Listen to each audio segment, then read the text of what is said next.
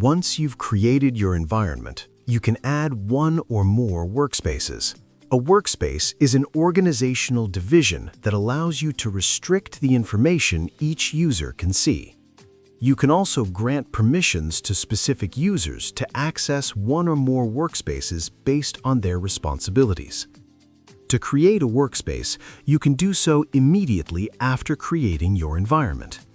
Enter the workspace name and click the plus button.